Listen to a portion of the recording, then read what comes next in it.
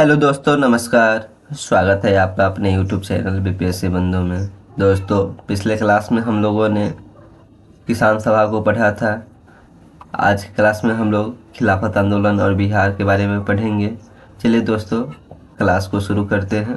प्रथम विश्व युद्ध के पश्चात मित्र राष्ट्रों द्वारा तुर्की के खलीफा के साथ अपमानजनक शर्तों के विरोध में खिलाफत आंदोलन हुआ, जिसका कार्यकाल था 1919 ईस्वी से 1923 ईस्वी तक चला था। नवंबर 1919 ईस्वी में पटना में हसन इमाम की अध्यक्षता में एक सभा आयोजित हुई। इसमें शांति समारोह के बहिष्कार का आह्वान किया गया। 19 मार्च 1920 ईस्वी को बिहार के सभी मुसलमानों ने हड़ताल कर दिया था।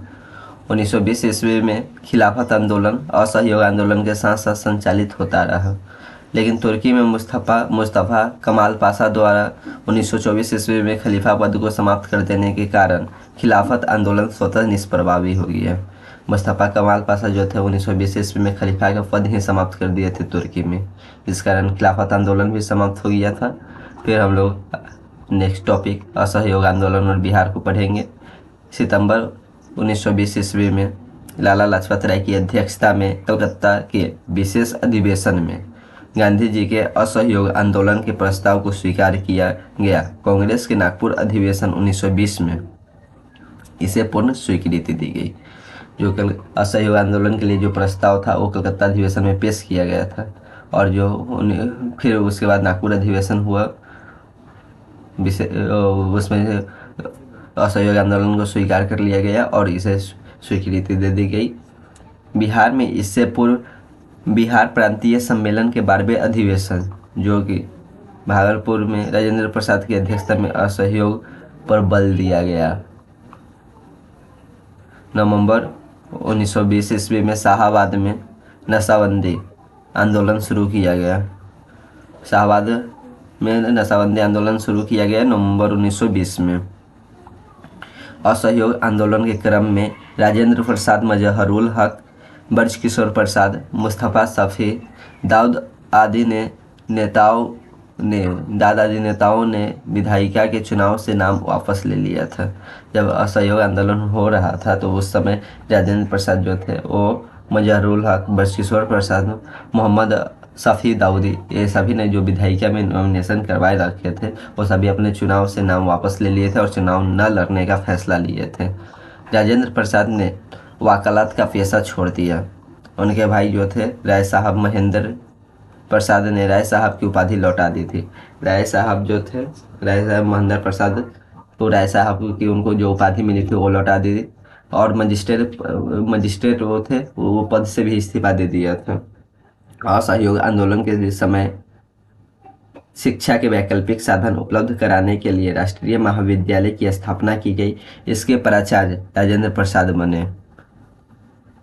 राष्ट्रीय महाविद्यालय के प्रांगण में बिहार विद्यापीठ का उद्घाटन 6 फरवरी 1921 ईस्वी को गांधी जी द्वारा किया गया। मजहरुल हक इसके कुलाधिपति और ब्रजकिशोर प्रसाद कुलपति बने। कुलपति भी इसका जो थे महाविद्यालय, जो राष्ट्रीय महाविद्यालय जो बना था उसके जो कुलपति बने थे वो ब्रजकिशोर प्रसाद बने थे, और मजहरुल हक उसके कुलाधिपति बने। असहयोग आंदोलन के दौरान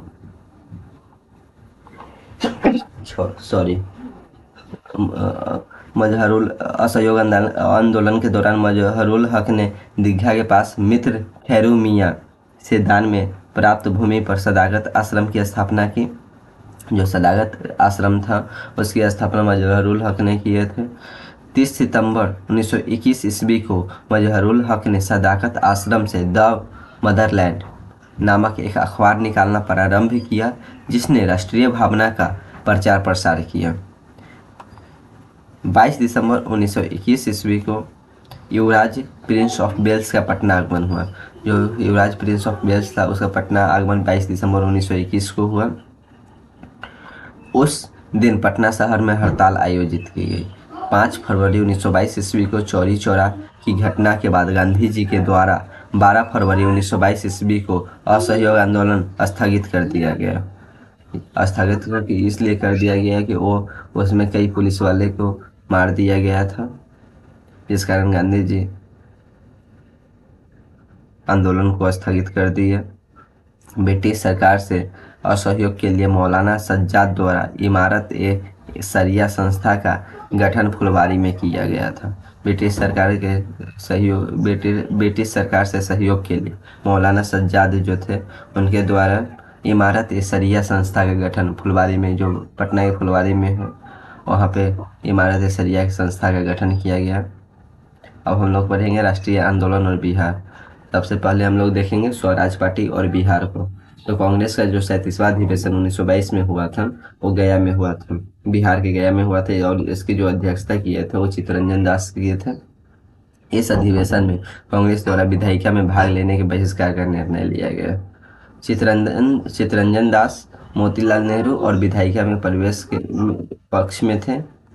चित्तरंजन दास और मोतीलाल जो नेहरू थे वो भी विधायिका में प्रवेश के पक्ष में थे। उन्होंने मिलकर 1923 ईस्वी में स्वराज पार्टी का गठन किया। बिहार में फरवरी 1923 ईस्वी में स्वराज पार्टी का गठन हुआ। तेरे कृष्ण सेन इसके प्रमुख नेता थे। बिहार में स्वराज पार्टी के प्रथम अध्यक्ष श्री नारायण प्रसाद, बिहार में जो स्वराज पार्टी के जो प्रथम अध्यक्ष थे श्री नारायण प्रसाद एवं सचिव जो थे वो अब्दुल बारी थे। दोस्तों आज की क्लास में हम लोग यहीं तक पढ़ेंगे। नेक्स्ट क्लास में हम लोग साइमन कमीशन और बिहार और आगे का टॉपिक पढ़ेंगे। चलिए दोस्तों क्लास को समाप्त करते हैं। धन्यवाद।